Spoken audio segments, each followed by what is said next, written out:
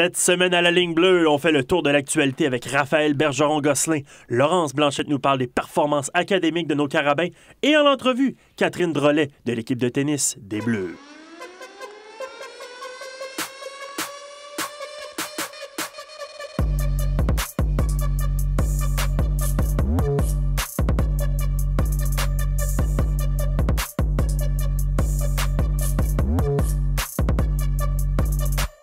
Et bon matin à vous tous en studio. Nouvel épisode de la ligne bleue, balado officiel des Carabins de l'Université de Montréal.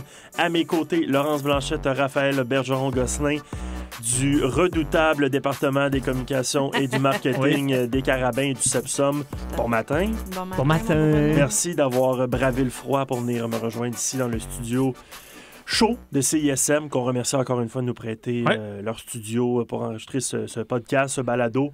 On fait encore le tour de l'actualité cette semaine, mais d'abord, c'est ça, on va commencer par juste parler de vos sujets rapidement, Laurence, parce que tu arrives là, littéralement du hall d'honneur pour le déjeuner des étoiles académiques des Carabins. Absolument, dont j'assurais l'animation pour la toute première fois de ma jeune débarqué carrière.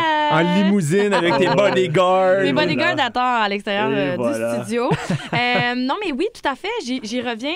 Et c'est, en fait, on soulignait les performances, comme tu l'as dit tantôt, des Carabins, 142 étoiles académiques cette année.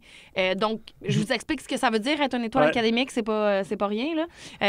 Fait que je vais vous parler de ça. Absolument. Oui, avec grand plaisir. Génial. Et là, donc, Raphaël, un autre week-end très chargé derrière nous et un autre qui s'en vient. Donc, on va commencer par parler du week-end dernier. On va faire les choses en ordre. Exactement. Écoute, commençons par le hockey. Tiens. Allons-y. Parce qu'il fait moins 40 000 $. C'est l'hiver officiellement, donc on peut parler de hockey, notre sport hivernal. Même s'il fait un peu froid pour aller sur les patinoires extérieurs, on dirait que... J'ai vu un gars à côté de chez nous samedi soir. Tu sais, quand le soleil est tombé, là, puis il faisait honnêtement moins 40. Le gars, je lève mon chapeau. Je fais arrêter ma voiture pour aller le saluer ou vérifier s'il était encore vivant. Ça, des patins, là, c'est pas des grosses bottes de motoneige. Non, c'est tout le temps fret d'un patin. Si tu reçois une rondelle sur le patin, c'est fini. C'est fini. Deux orteils. Là. Ouais. Mais bon, il faisait quand même froid vendredi soir, mais le match était à l'intérieur, au Sepsum. Oui. Donc, même s'il fait froid dans l'aréna, ça faut le dire. Si jamais vous venez voir nos Carabins, amenez-vous une petite laine. Ouais, j'avais oublié mon manteau, puis j'ai payé le prix. Mais bon.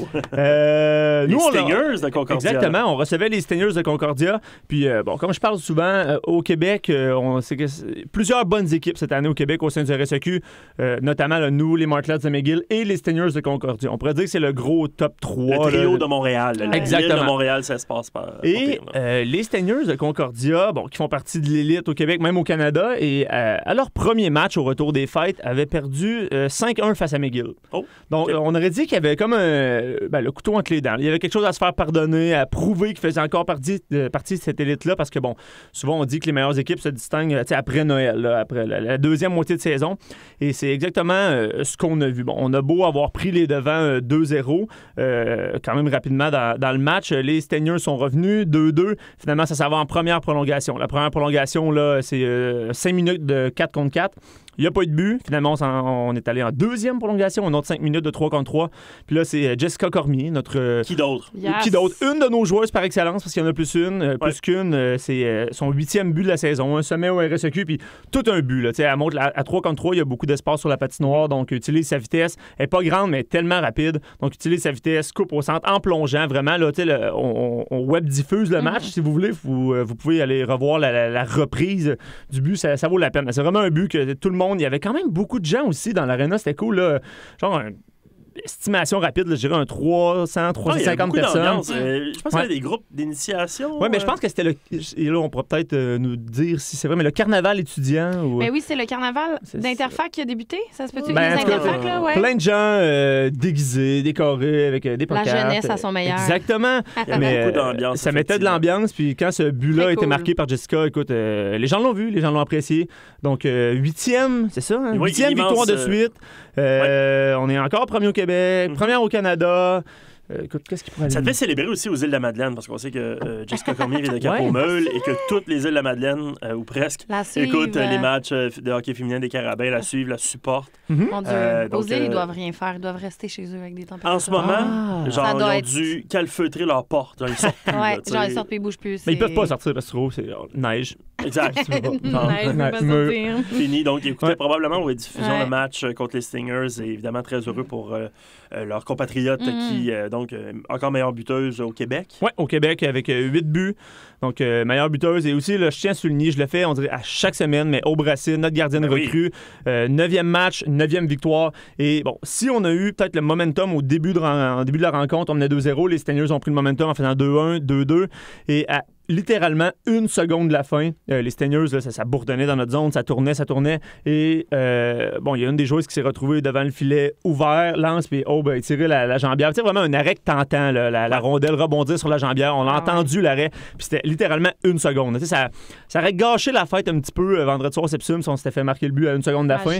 Puis là, finalement, ça fait en sorte que tu t'en vas en prolongation avec le momentum de cet arrêt-là, puis on gagne. Donc, Aubracine, un autre gros match de notre gardienne recrue. Là, il y a congestion sommet de la conférence québécoise. Hein, j'allais dire le Canadien. Les Carabins et les Martlets sont à égalité. Les deux équipes ont 22 points. Les Carabins ont l'avantage, mais on a un match en main, un match qu'on devait jouer.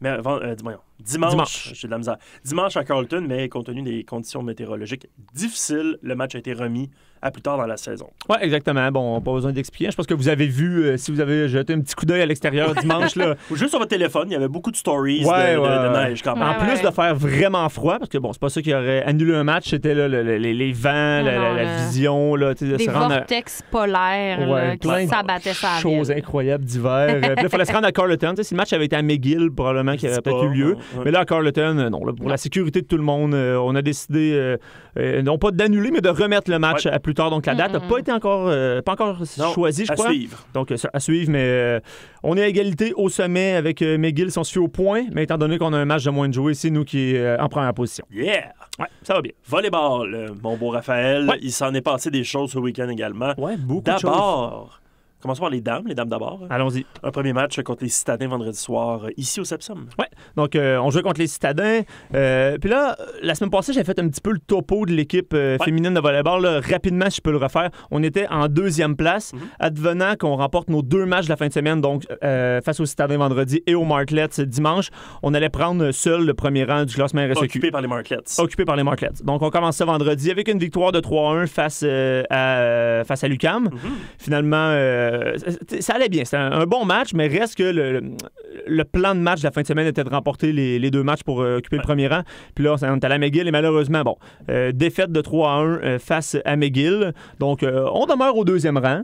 Quand même, c'est pas mauvais non plus. Là. Je veux dire, le but étant d'être au premier rang, mais McGill qui a une très, très bonne équipe de volleyball cette année.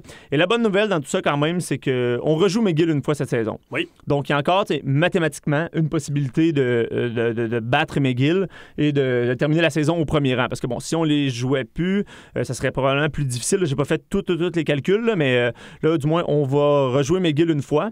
Donc, écoute... C'est à domicile, il me semble, ce match-là. Le match contre McGill, bonne question. Attends, j'en ai vérifié. Continue de parler, je vérifie, là. Donc, c'est ça, écoute, je veux dire, une fin de semaine... oui, c'est à domicile, voilà. Exactement. Donc, j'allais dire en dents de scie, parce que, bon, on visait vraiment 2 victoires, mais une victoire vendredi soir face aux Citadins, puis après ça, bon, on est allé l'échapper à McGill. Mais la bonne nouvelle, c'est que tout est encore possible. Puis, on vise le premier rang d'ici la fin de la saison. Je sais pas comment j'ai fait pour oublier le match contre McGill à domicile. C'est dimanche après-midi, le 3 février, le dimanche du Super Bowl. Impossible. La fameuse fin de semaine. Le dimanche du Super Bowl où toi et moi, Raphaël, va falloir se dépêcher de faire nos affaires parce qu'il y a de la natation, il y a beaucoup de choses ce dimanche-là. Mon clavier va faire de la fumée. Parce que oui, clairement. On va absolument pas vouloir manquer... les compétitions des Carabins, tu veux dire. Exactement. Même si cet affrontement mais ça, on les ratera pas, c'est sûr. Là. Entre les Rams et les Patriots, effectivement, on les manquera pas. Mais ça va falloir pédaler après compétition, assurément. Et juste à souligner quand même la victoire de vendredi soir là, face aux Citadins, c'était une 4e de suite. Oui. Donc on y allait pour une 5e dimanche, ce qui n'est pas arrivé. Mais bon, quand même, on a eu une belle séquence de 4 victoires de suite. Puis on va tenter de repartir une nouvelle séquence dès la fin de semaine prochaine. Quand même eu beaucoup de résilience vendredi, parce que contre les Citadins, la deuxième manche n'a pas été facile du tout. L'équipe s'est relevée, c'est une belle victoire quand même. Là, des fois, c'est facile de se décourager dans un sport comme le volleyball où Ben, le volleyball, là, moi, je trouve, avec le tennis, là, c'est les deux sports où le momentum a le plus la plus grosse influence. Tu sais, par moment, au volleyball, ça va super bien. Là, tu as une avance par, je sais pas, 15-10. Tu te dis, c'est dans la poche. Là. C'est fait. Puis là, à un moment donné, tu rates un service dans le filet ou tu t'attaques à l'extérieur. Puis là, pour une raison inconnue, plus rien qui fonctionne. Tu rates un service, une réception qui semble facile, qui part directement dans le mur. Puis là, tout le monde devient stressé. Même l'entraîneur, tu sais, des fois, là, tu vois les entraîneurs qui commencent à être un petit peu stressés, là, lèvent le ton, les joueurs... C'est parce que les joueurs le savent, en plus. Puis souvent, ça va repencher, mais bon, le momentum, là, ça change souvent de côté.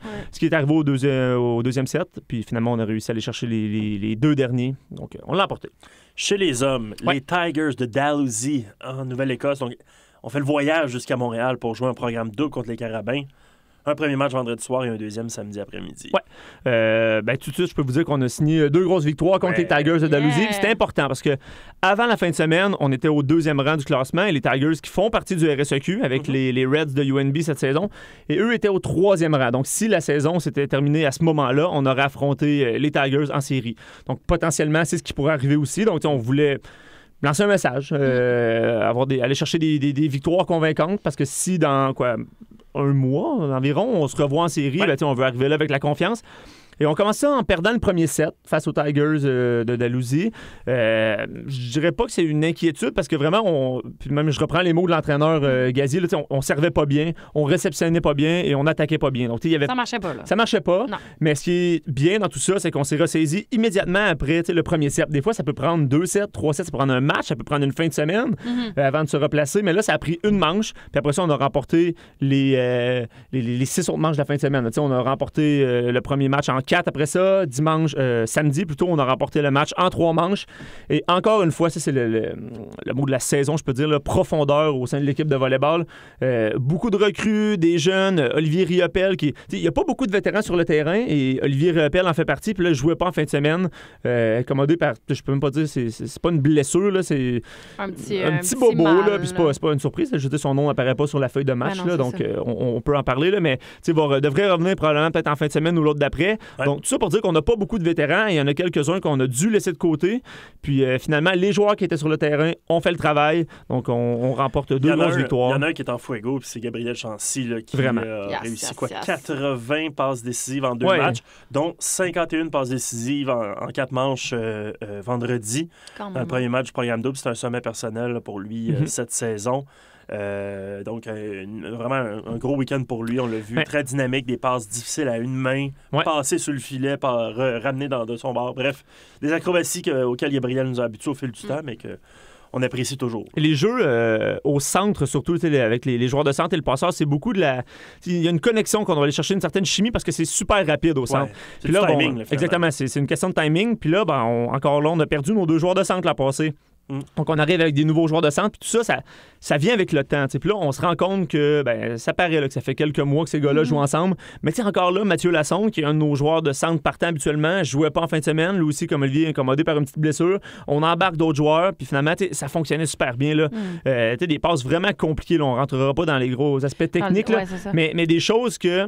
Quand tu connais le volleyball, que tu regardes, tu dis ça, ça paraît que ces gars-là pratiquent ensemble depuis, mettons, plusieurs années, plusieurs saisons, c'est pas le cas. Puis ça fonctionne quand même. Donc, c'est super encourageant.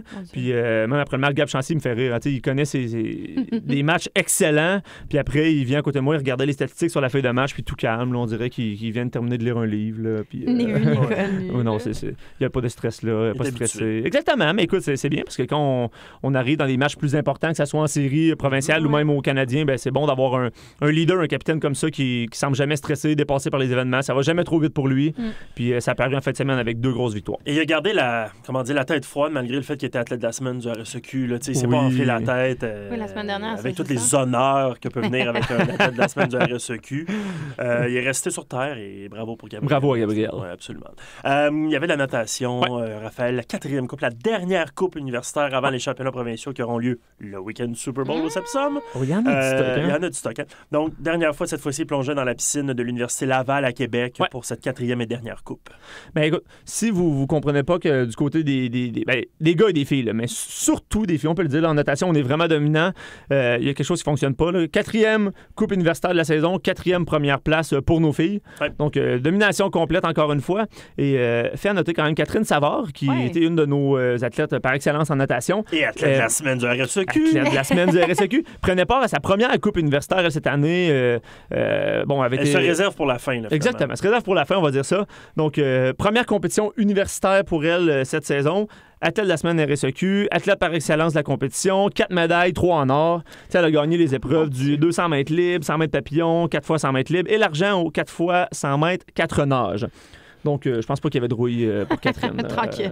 Tranquille, la belle carte. Je pense que, correct. Ça se passe bien. Ça se passe bien, ouais. Donc, les filles vont se présenter au Sepsum, dans leur piscine, dans 2 semaines. Avec, c'est très excitant, là, parce qu'on sait que la saison, les 4 coupes. Exactement, les 4 coupes comptent pour 40% des points. 60% des points viennent de la finale du championnat provincial. Salut le 1er, 2 et 3 février prochain ici au Sepsum. Les gars, les filles et le combiné sont au premier rang en ce moment. Donc, on pourrait remporter 3 bannières si tout va bien. À la maison. Exactement, à la maison. À la maison. Puis du côté des gars, pour la 4e coupe universitaire, on a terminé en 2e place. Et souvent, à chaque semaine, je vous parle, c'est soit nous qui terminent premier, soit McGill. Nous, McGill. Cette fois-là, c'est la compétition se déroulait à Québec, mais c'est le Rouge et Or, Laval, qui ont gagné. Et ce qui est drôle à dire, c'est très, très rare qu'on va dire ça.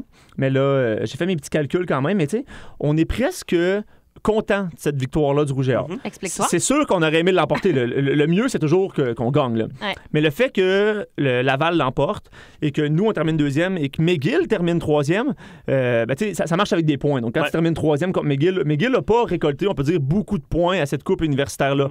Donc, la victoire de Laval fait en sorte que peut-être qu'on va être en mesure d'aller chercher une bannière, la bannière provinciale du côté des gars. T'sais. Si McGill avait pris la première place et nous 2e, ça aurait été très difficile. Là, ça aurait été compliqué. Mais là, c'est sûr que le mieux aurait été que nous, on l'emporte. Ça, c'est sûr et certain. Mais là, parce qu'habituellement, quand on ne gagne pas, c'est McGill. Ouais. Mais là, c'est pas McGill, c'est Laval qui a gagné. Non, c'est ça, c'est donc, très bien quand même. Pour une très rare fois, on peut dire que quand on ne gagne pas, on est quand même content que ce soit Laval qui a gagné. C'est très, très serré chez les hommes. 145 points pour les Carabins, 127 pour les Redmen de l'Université McGill. Donc, un très, très mince écart. Si on compare aux dames, où là, c'est un peu écrasant, 199 points pour les Carabins.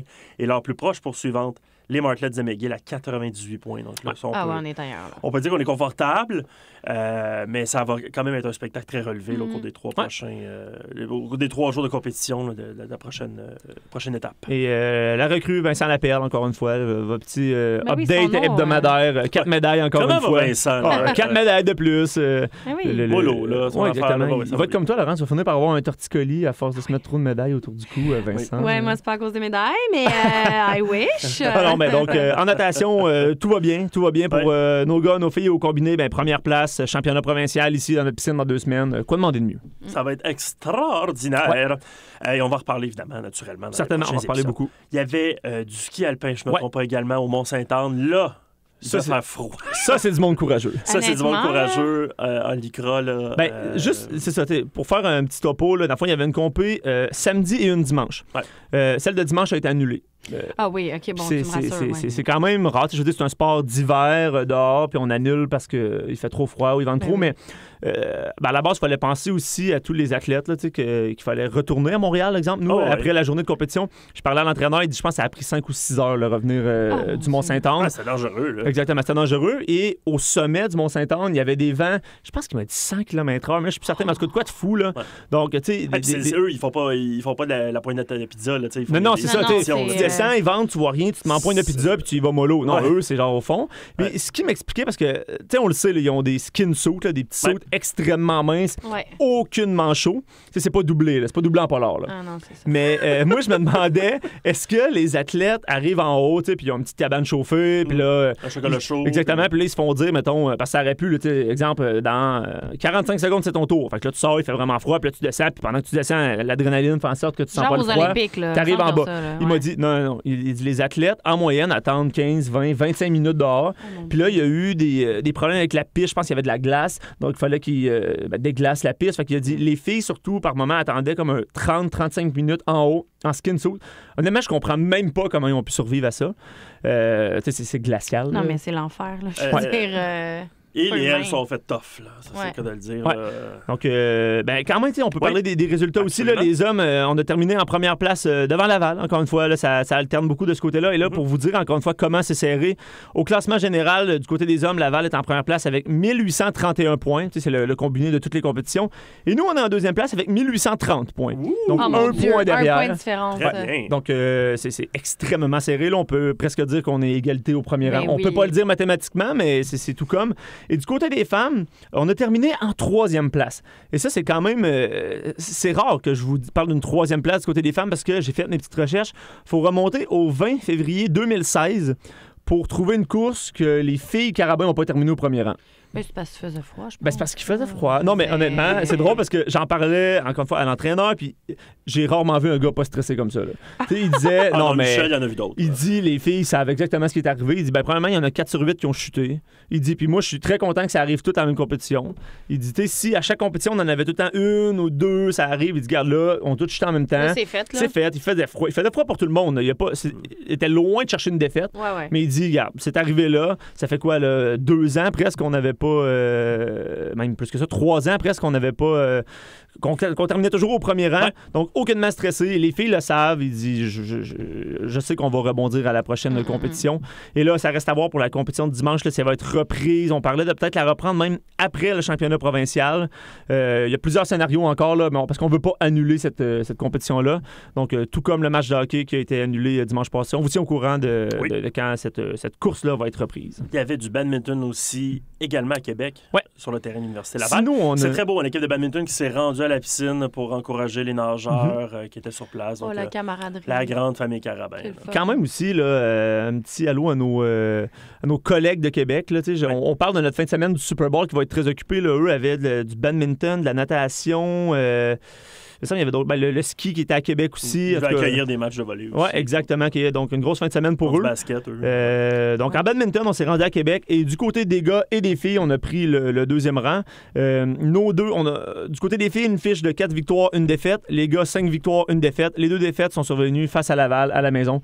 C'est drôle, on dirait qu'on se répète souvent nous, Laval. Peu importe les sports, c'est la rivalité, mais c'est le fun. Puis c'est vrai que c'est le fun parce que je parle à chaque lundi ou mardi, là, je parle aux entraîneurs. Puis tout le monde me dit que cette rivalité-là est super saine. T'sais. Tout le monde est en ski, en natation, en badminton. On me dit on est content qu'il soit là, parce que sinon, des fois, ça pourrait être plate, même s'il n'y a pas de rivalité. Ouais. Donc, une bonne rivalité saine. Donc, ce qui fait en sorte que là, la saison régulière, si on veut, en badminton est terminée. On termine au 2e rang chez les gars et chez les filles. En mixte, on est au 1er rang. Donc, maintenant, c'est le championnat provincial. Le 26 février, je crois, j'ai pas la date. Le 16 février, où j'allais ici. Samedi 16 février, championnat par équipe féminin et masculin. Et, à l'UQAM. Oui, exactement, à l'UQAM. Et un petit peu plus tard, là, je pense que c'est au mois de mars, ça va être le championnat individuel et mixte. Et ce qu'on vit cette année, on en avait parlé un petit peu plus tôt, c'est les 3 bannières. On va aller chercher du côté des hommes, du côté des femmes et mixte. Et en ce moment, là, même si on est 2e là, du classement général, bien, là. Oui, puis chez les filles, on a la même fiche que Laval. C'est juste un bris d'égalité là, qui fait en sorte qu'on est au 2e rang. Donc, tout est possible pour aller chercher la triple couronne de bannière. C'est très tigidou, tout ça. Ouais. Génial. Il y avait du soccer aussi intérieur, commençait la saison dimanche contre l'UQAM.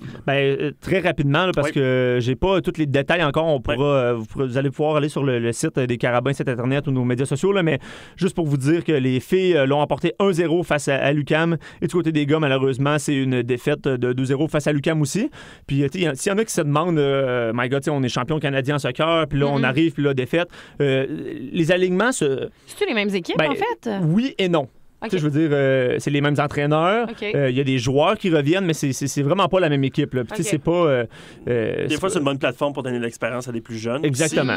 Puis, il y a des gars qui partent, des gars et des filles qui partent en échange étudiants pendant l'hiver, qui sont pas là ou qui, pour des raisons d'études, ne participent pas. Là, ou des blessures. Les gros joueurs, les piliers de l'équipe, les vétérans, tout ça sont plus assidus, mettons, sur la saison extérieure d'automne. On peut dire ça comme ça. Donc, défaite pour les gars, 2-0, une victoire 1-0 pour les filles. Et il y avait aussi du tennis au Stade IGA contre les Stingers de Concordia, mais ça, on va en parler tout à l'heure dans l'émission avec la capitaine de l'équipe, Catherine Drolet, qui va nous parler de tout ce qui s'est passé samedi dernier. Mais on peut le dire rapidement, 2 victoires côté masculin. 2 victoires, ouais, gars, filles, 4-3 pour les filles, 7-0 pour les gars, donc tout va bien en tennis. Génial! Merci beaucoup, Raphaël! Ça fait plaisir!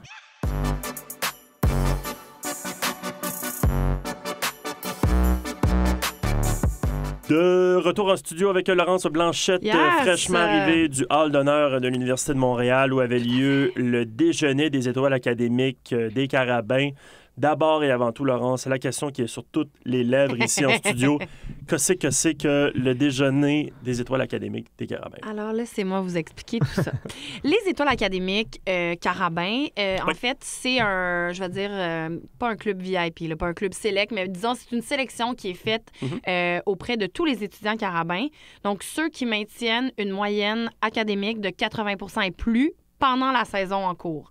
Donc, cette semaine, on célébrait les étoiles académiques de la saison dernière, donc de l'automne et de l'hiver dernier, 2017-2018. Ce qui est terminé. Pas cet automne dernier, mais l'autre d'avant, l'année scolaire précédente. Là. Exactement. Et donc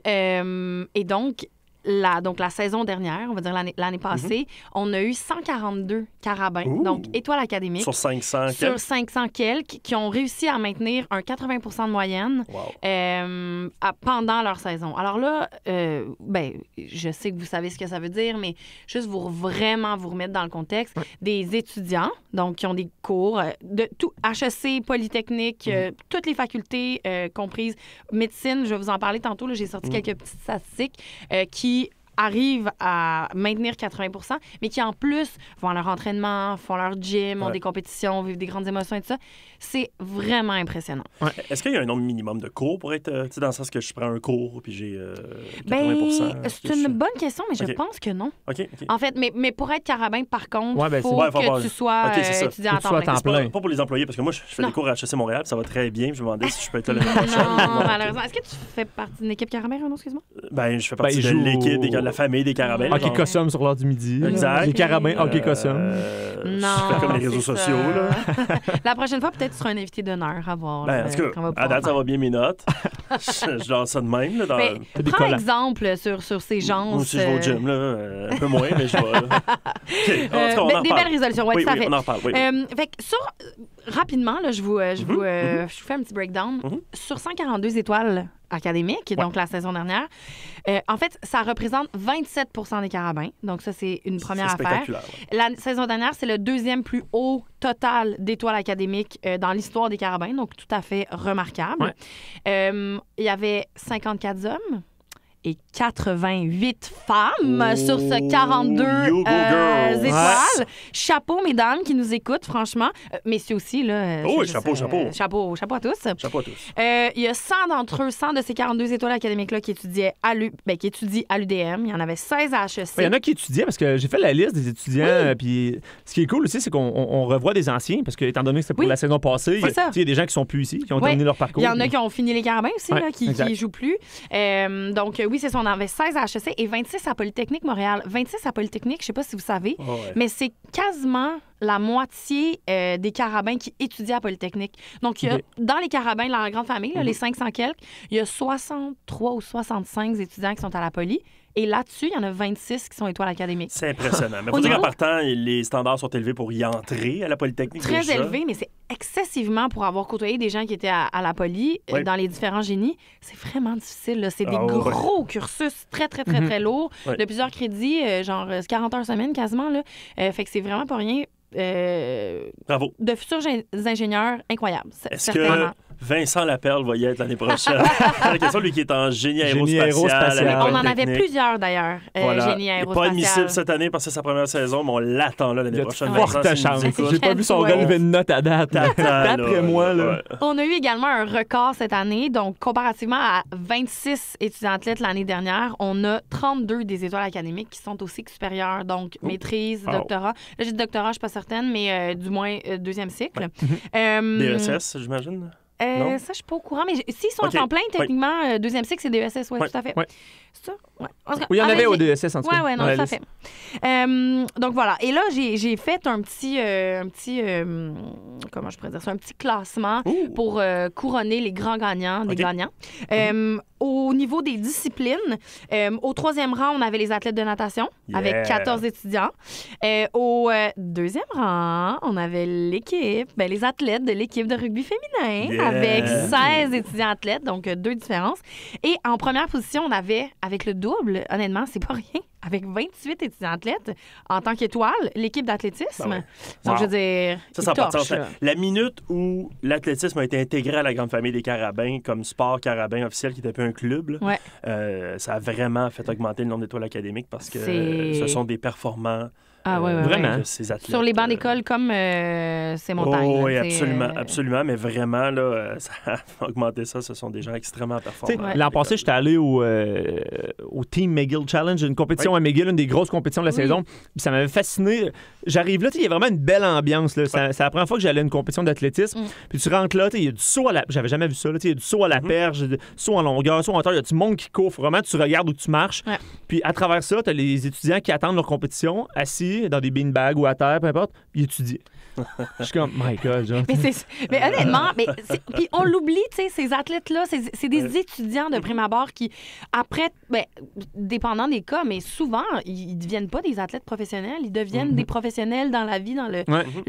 c'est fou, tu sais, parce que tu es là avec tous tes coachs, tes coéquipiers, tu t'es entraîné pendant plusieurs mois pour ça, puis moi, j'aurais juste envie d'aller crier puis cheer pour mon coéquipier. Puis ils le font aussi, là. Mais tu sais, il y en a qui n'ont pas le choix, puis que c'est les écouteurs, puis ils étudient. Puis quand prendre une pause cette journée-là. Puis 45 minutes avant leur compé, ben là, ils se lèvent, puis ils s'échauffent, ils s'étirent et tout, là, mais c'est fou, là, la discipline que ces gens-là ont. Là. Puis si je vous demandais, là, je vais cacher les réponses, si je vous demandais la faculté ou l'école, donc HEC Poly ou une des facultés de l'Université de Montréal qui est arrivée au premier rang, mais toi tu le sais parce que je sais. OK, tu ne veux pas répondre. Renaud. Donc, faculté ou école qui est arrivée au premier rang au niveau du classement 2017-2018, donc avec le plus d'étudiants athlètes, là. On en a beaucoup dans les disciplines de kiné, de physiothérapie. Il te reste à trouver la faculté.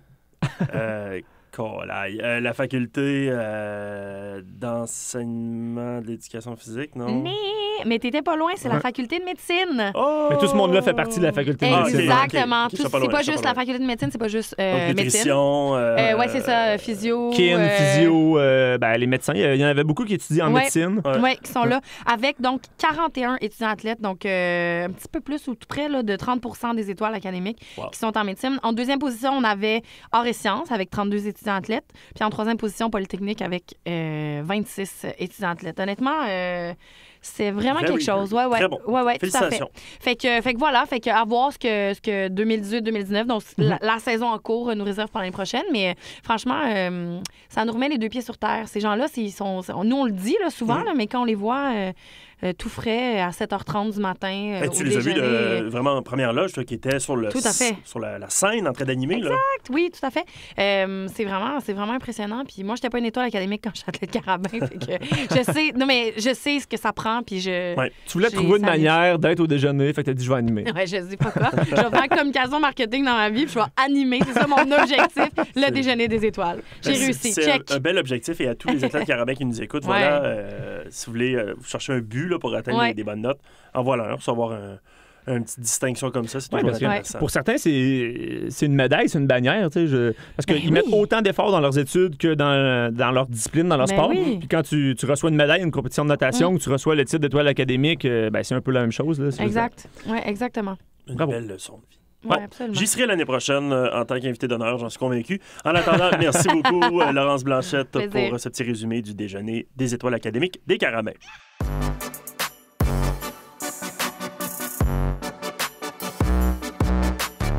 De retour en studio avec Catherine Drolet de l'équipe de tennis des Carabins. Catherine, bonjour! Bonjour, merci de me recevoir.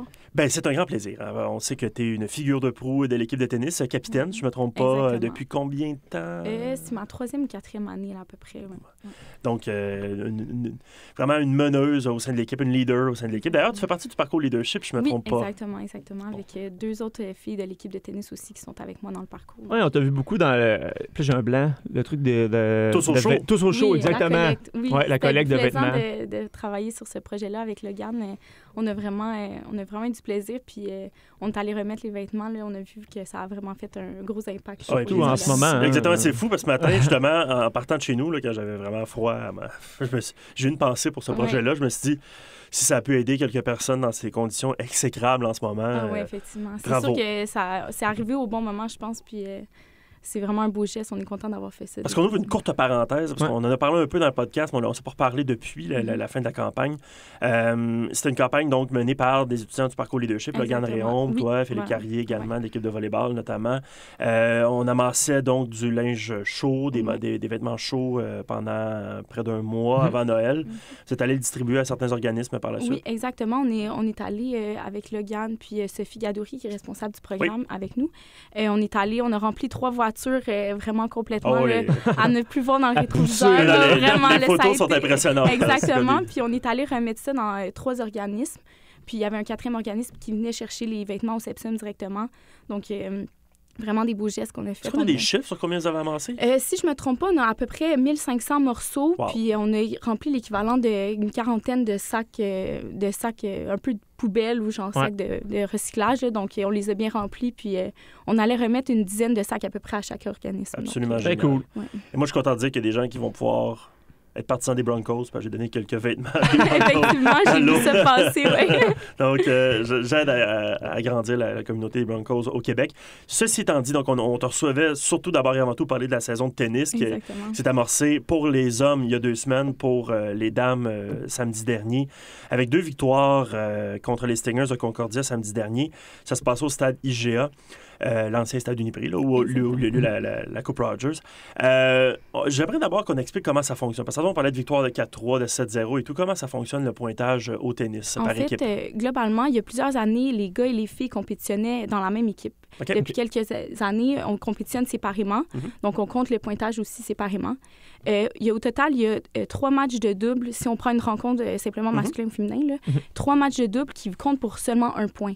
Donc, on joue, au lieu de jouer des sets complets de 6 jeux, on joue des Pro 8 avec avantage. Donc, le premier à 8. Là. Exactement. Premier à 8, dès qu'une équipe remporte 2 matchs de double, en fait, on remporte directement le point. C'est un 2 de 3. Exactement, un 2 de 3 dans les matchs. Puis, on commence toujours avec les doubles. Donc, il y a un premier point qui est distribué comme ça. Ensuite, on joue 6 simples. Puis chaque simple vaut 1 point à ce moment-là, ce qui fait les 7 points qui sont distribués avec donc, les un point pour équipes. le double et 6 points pour chaque match de simple. Voilà. C'est très, très important, finalement, de remporter le double, parce que ça donne un premier avantage. Oui, c'est ça, exactement. On commence toujours avec le double, puis c'est sûr que ça vaut seulement 1 point des 7 qui sont distribués, mais c'est vraiment un point important. Là, ça commence la rencontre avec une grosse énergie quand on va chercher le point de double. Ça nous donne un momentum, tu sais. Je veux dire, quand tu sais qu'après ça, les affrontements simples vont être serrés, de gagner le double, parce que des fois, il y a des joueurs qui jouent les deux aussi, en double, et après ça, ils rejouent en simple. Exactement. Surtout que souvent, il arrive qu'on affronte en double notre adversaire de simple à la fin. Donc, des fois, on sous-estime peut-être un peu l'effet que ça a dans notre match de simple après d'être allé chercher un point en double juste avant. Donc, c'est sûr que ça a un gros impact, puis ça donne la bonne énergie, je dirais, à l'équipe. Oui, exact. Tu parles d'énergie, c'est un très bon point, parce qu'en tennis, le double a plus d'énergie parce que tu as 2 personnes de la même équipe sur le terrain, donc des high-five après chaque jeu, puis des encouragements, alors qu'en simple, tu es dans ta tête. Tu es ton coach un peu, mais tu es surtout dans ta tête. On est plus tout seul, exactement. On a beau avoir du coaching, ça reste un sport assez individuel puis qui est assez difficile mentalement. Donc, c'est important pour ça en double. Surtout, des fois, ça peut être 1-1 dans les 2 premiers matchs de double. Il reste un 3e match. C'est le point un peu qui va déterminer quelle équipe va gagner le point de double officiellement. Donc, des fois, il y a toujours un peu de stress directement en début de rencontre. Donc, ça met le ton à la rencontre. Donc, samedi dernier, 2 belles victoires contre les Stingers. 7-0 du côté des gars, 4-3 du côté des filles. J'ai parlé à Andrej, votre entraîneur-chef, qui me disait qu'il a quand même profité de la rencontre pour donner tant chez les gars que chez les filles l'opportunité des plus jeunes de jouer. Donc, il y avait plus de diversité. Là, si je ne me trompe pas, il y a peu de joueurs qui ont fait les deux, double et simple, je parle. Donc, c'est une occasion de démontrer la profondeur aussi au sein de l'équipe. Parle-moi de oui, clairement. Vraiment, samedi, pas mal tout le monde a eu l'occasion de jouer puis participer à la rencontre. Donc, ça permet vraiment de commencer la saison en permettant à tout le monde de jouer, prendre confiance aussi dans les matchs, parce que c'est sûr que pour nous, l'important, c'est plus vers la fin de la saison, c'est au championnat que ça va se décider. Mais tout ça se construit dès le départ de la saison. Donc, il faut qu'on donne la chance à tout le monde de jouer. Les recrues ont fait tous un départ canon, je dirais. Tout le monde a eu des excellents matchs. Puis ça commence bien la saison de voir que les recrues sont mis dans un beat compétitif puis qui ont vraiment bien performé ce week-end. Il y a des recrues qui t'impressionnent plus que d'autres? Mais pour juste parler du côté des filles, il y a vraiment 3 excellentes recrues qui sont rentrées avec nous. Ça complète vraiment bien l'équipe. Donc, des recrues qui, dans notre line-up, vont jouer à peu près tant au début, au milieu que dans le bas du line-up, mais ça nous permet vraiment d'avoir une excellente profondeur d'équipe. Donc, notre équipe est assez vieille du côté des filles. On a des filles qui ont beaucoup d'expérience. Puis, compléter avec des excellents joueurs comme ça nous permet d'avoir une équipe très, très solide. Parce que votre alignement, justement, tu me parlais des fois en haut ou en bas. Comment ça fonctionne, je pense, c'est que vous prévoyez les affrontements d'avance. Donc, toi, tu sais que tu vas jouer contre tel joueur des Steniers, tel joueur des Steniers. Donc, souvent, on essaie de dire, bon, maintenant, notre joueur numéro 1 va jouer contre le joueur là-bas. Mais qui décide de ça? C'est l'entraîneur? C'est vous? En fait, oui. C'est l'entraîneur qui va déterminer l'alignement, le line-up. En fait, nous, on n'a pas moyen nécessairement de savoir à l'avance quelle personne de l'autre équipe on va affronter parce qu'on n'est pas au courant nécessairement de l'alignement qu'eux vont remettre. Ouais. Cependant, nous, on est au courant de la position à laquelle on va jouer. Donc, si moi, je suis en position 4 dans l'alignement, je vais affronter la fille qui joue en 4 pour Concordia, par exemple. C'est quand même beaucoup basé sur la confiance aussi, parce qu'il pourrait avoir, puis là, on le souhaite pas, mais je veux dire, certaines équipes pourraient décider de ne pas aligner nécessairement leur meilleur en 1 pour... Oui, c'est sûr que ça, c'est surveillé aussi par Tennis Québec qui s'occupe de notre ligue. Là. Ça, c'est certain parce que, bon, c'est sûr qu'il peut se passer des situations où on mettrait notre joueur 6 en 1, ce qui ferait que ça décale après le line-up, mais c'est sûr que Tennis Québec surveille ça également. On envoie comme, si vous voulez, un line-up de départ où on n'a pas le droit vraiment au début de la saison. On envoie un line-up, puis on n'a pas vraiment le droit de faire d'énormes changements pendant la saison. Là, c'est le coach championnat canadien en août dernier. Puis juste pour finir là, sur samedi dernier, puis l'expérience pour ces jeunes-là, moi, je veux juste savoir, je sais que, bon, c'est il y a quelques années pour toi, mais pour ces jeunes recrues-là, le saut dans les rangs universitaires, le niveau de jeu dans les rangs universitaires, est-ce qu'il y a une grosse différence pour un jeune qui arrive avec les Carabins? Mais c'est sûr qu'au niveau du niveau de jeu, j'aurais tendance à dire que c'est une suite de ce qui s'est fait dans les juniors. Donc, les juniors qui choisissent de compétitionner au Québec puis qui décident de rester, le niveau continue à augmenter. C'est sûr, on prend de l'expérience, on devient un peu plus solide en match, mais je dirais que la grosse différence, c'est vraiment par le fait que le tennis à l'universitaire, c'est en équipe. C'est vraiment là qu'on voit la différence. Quand on est jeune, on compétitionne toute seule sur le circuit. Donc, c'est pas du tout la même chose qu'aller jouer un match pour ton équipe. Donc, c'est un peu le même principe qu'en natation où on nous dit, là, on arrive dans un sport où tu es tout le temps dans ta bulle à toi, puis là, tu arrives une gang. Là, exactement. On s'ouvre aux autres, puis on a tendance à sous-estimer un peu l'importance que ça a de l'équipe dans le tennis, qui est un sport individuel. Mais je dirais vraiment que c'est là-dessus qu'il y a une grosse différence. Puis, je pense que tout le monde est un peu plus relax dans l'ambiance d'équipe, puis ça enlève la pression beaucoup, je crois, même si des fois, dans quelques situations où ça pourrait être 3-3 dans la rencontre, on est le dernier match à jouer, c'est sûr que, bon, là, il y a de la pression parce que, oui, tu veux gagner pour toi, mais tu veux gagner surtout pour l'équipe aussi. Donc, c'est un peu des deux, mais je dirais que, globalement, ça permet à tout le monde d'être plus à l'aise dans le sport aussi, là. Vous avez une saison donc, qui est un peu découpée en certains morceaux. Continue un peu comme le golf, vous avez une partie dehors où il faut qu'il fasse chaud, une partie, vous pouvez jouer en dedans, heureusement. Donc, votre saison intérieure, on l'a dit, a commencé très récemment. Elle se rend en début avril, le premier week-end d'avril, le 6 et 7, où on va aller les demi-finales et les finales provinciales de ce qui est du circuit Tennis Québec. Exactement. Si vous remportez le championnat provincial, on se rend au championnat canadien. Exactement. Donc, on obtient notre passe pour les championnats canadiens en remportant le championnat provincial, qui est, comme on disait, au début du mois d'avril. Puis ce championnat-là a lieu pendant la Coupe Rogers à l'été. Donc, on a c'est vraiment cool. C'est vraiment exceptionnel pour nous d'avoir la chance de jouer sur les terrains de la Coupe pendant le tournoi. C'est surtout ça. On joue, nous, sur les terrains annexes pendant le week-end de la finale. Donc, il y a moins de terrains qui sont utilisés par le tournoi. Puis nous, on a l'occasion de jouer sur le site. Donc, c'est vraiment... il y a une ambiance écœurante. Pour y avoir été au cours des 2 dernières années. En plus, on est tombé sur du beau temps récemment. Oui, exactement. Il faisait très chaud, l'été dernier. Mais c'est qu'il y a beaucoup de curieux, des amateurs de tennis, parce que ça se commence avant la finale, que ce soit chez les hommes ou chez les dames. Là. Donc, il y a des gens qui se promènent sur le site. Venez voir. Puis là, moi, je suis sur le côté avec ma caméra. Puis les gens disent, c'est quoi ça? Là, c'est la finale universitaire. Il ils restent, ils regardent parce que c'est du très bon tennis. Là. Ce qui est le fun aussi, c'est qu'une année sur deux, vous êtes assuré de jouer la finale canadienne à domicile, à la maison de vos partisans. Exactement. Ça, c'est vraiment le fun. C'est hommes et femmes, vous suivez Oui, exactement. Les femmes suivent le tournoi des femmes. Donc, quand les femmes sont à Toronto, nous, on va à Toronto. Les hommes restent à Montréal. Donc, c'est sûr que si, en fait, comme il y a une équipe du Québec qui se qualifie à chaque fois, l'équipe du Québec a toujours la chance de jouer, que ce soit les gars ou les filles, à la maison pour une des deux rencontres. Donc, pour ça, c'est vraiment le fun. On a toujours de la famille qui vient, des amis, puis ça remplit les estrades. Ça fait changement de jouer à l'intérieur où il y a toujours un peu moins de gens. Là. Donc, c'est vraiment le fun pour nous. C'est très cool. C'est mieux disposé, assurément. Définitivement. Ça donne une belle visibilité aussi à la Ligue. Puis la ville est tennis pendant ce temps-là. La Coupe Rogers, c'est gros, donc tout le monde parle de tennis. Puis les gens qui vont sur le site, c'est des passionnés. Fait qu'entre deux matchs, c'est sûr qu'il y a des gens qui vont voir. Puis tout à fait. Bon tennis, il y a une espèce de petite estrade en haut avec un petit bar derrière. C'est génial. Les gens s'installent sur le côté. C'est vraiment... ça, je trouve ça absolument génial. On est très chanceux de pouvoir compétitionner dans ce contexte-là une fois par année. Là, si on a l'occasion de se rendre au championnat, c'est vraiment le fun. On est chanceux puis on le sait vraiment. Et l'été dernier, vous avez fait ce qu'aucune université avait fait auparavant, c'est-à-dire remporter le championnat canadien chez les hommes et chez les femmes. Un exploit extraordinaire. Définitivement. Très fiers. J'aimerais ça que tu m'en parles rapidement de cette conquête-là, parce qu'on ne s'en est pas parlé depuis. Nous, c'était avant le début du podcast, donc on s'en est jamais parlé. Comment était l'équipe à ce moment-là? Comment vous êtes redescendu de votre nuage? Pour vous mettre en situation, nous, les filles, c'est ça, on était à Montréal. Les gars étaient à Toronto, donc on compétitionnait les deux en même temps pendant la finale.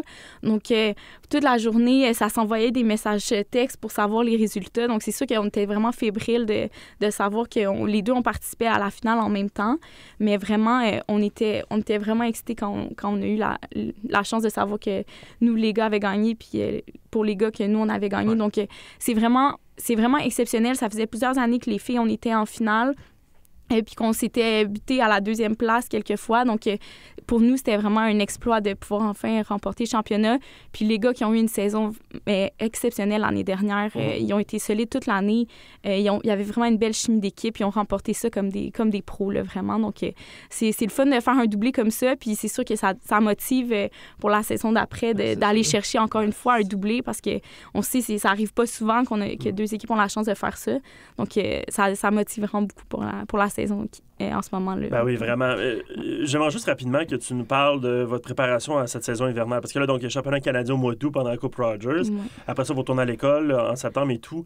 Est-ce que vous jouez au tennis entre, mettons, le mois d'août et le mois de janvier? Bien, en fait, oui. On a l'occasion en fait, il y a quelques années, on allait participer au match en Ontario. Donc, on avait quelques week-ends où on allait participer en Ontario. Depuis quelques années, on y va un petit peu moins. Donc, on s'entraîne quand même pendant l'automne.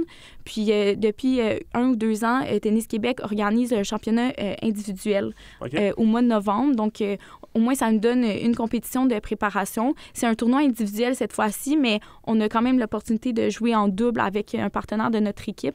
Donc, au moins, ça nous donne vraiment un tournoi préparatoire au mois de novembre avant le début de la saison en janvier. Mais c'est sûr qu'on s'entraîne quand même en équipe, tout le monde ensemble à l'automne. Ça ressemble à quoi les entraînements, le nombre de fois par semaine? On s'entraîne officiellement 2 fois par semaine, les lundis, mercredis, puis on a des entraînements optionnels le samedi, les week-ends. Donc, on est un peu affilié avec le club de tennis à l'Île des Sœurs qui nous offre des terrains. En fait, on s'entraîne au stade IGA la semaine, puis le club de l'Île des Sœurs nous offre des terrains les samedis. Donc, ça nous offre une 3e fois par semaine. C'est là que vous jouez vos matchs à domicile? Oui, exactement. Quand on joue à l'hiver, on joue plus souvent à l'Île des Sœurs. OK, très cool. Le circuit québécois va très bien quand même. Bon, vous, les Carabins, ça va super bien et tout. Il y a des équipes un petit peu partout sur l'île de Montréal. Et là, récemment, le Rouge et Or a intégré le club de tennis de l'Université Laval à son organisation sportive, devenant officiellement exactement le Rouge et Or. J'imagine qu'on peut parler d'un circuit en santé. Là, oui, définitivement. Puis ça fait plusieurs années où que vraiment les équipes tentent de rentrer dans le sport universitaire. Là. Puis moi, je trouve que c'est vraiment une bonne chose que le Rouge et Or accepte le tennis parmi leurs équipes sportives. Ça donne une bonne visibilité à la Ligue. Il y a quand même un vraiment bon niveau. Puis pour les joueurs comme de mon âge qui sont à l'université, on n'a pas vraiment d'autres circuit où on peut compétitionner. Donc, si on veut rester aux études, le circuit universitaire, c'est vraiment une belle voie pour continuer à jouer puis à compétitionner. Donc, c'est vraiment le fun que Rouge et Or ait officiellement son titre Donc, vraiment très bien. Intéressant. Effectivement, en terminant rapidement, toi, c'est ta 5e saison? Oui, ma 5e saison. Et ta dernière saison? Possiblement ma dernière. Okay. On avait plus ou moins de règles fixes par rapport au nombre d'années, donc j'aurais possiblement la chance de jouer l'année prochaine. Ça reste à voir, mais exactement. En attendant ton rôle dans l'équipe, donc, j'imagine capitaine, mais aussi un peu de mentorat auprès des jeunes? Oui, bien c'est sûr que, vu que ça fait plusieurs années qu'on est là, on commence à connaître un peu la routine aussi, donc c'est sûr que ça aide aussi à donner le ton pour les jeunes qui sont là, un peu leur expliquer comment ça se passe et tout ça. Mais voilà, donc on s'occupe un peu de tout le monde, puis on a une belle équipe, puis tout le monde est pas mal assez autonome, donc c'est vraiment moi, c'est pas la job pour moi, là, c'est vraiment qu'il y a du plaisir avec cette gang-là. Et vous êtes beau à voir aller, vraiment, là, si vous avez la chance d'aller voir ça en cours de saison hivernale, ou même si vous êtes à la Coupe Rogers l'été prochain, ça va être les hommes cette fois-ci qui vont être à Montréal. Venez voir ça le dimanche et le samedi, les demi-finales, et le dimanche, les finales. C'est vraiment du très bon tennis et une belle gang parce qu'il y a ce qu'il n'y a pas sur le court principal, c'est-à-dire une ambiance d'équipe, des gens qui s'encouragent. Ça fait vraiment tout un spectacle. Merci beaucoup. Mais il n'y a pas de quoi, merci à vous. Ouais. Un grand plaisir et pour le reste de votre saison, un gros merde. Ben oui, une bonne chance. Salut. Bye.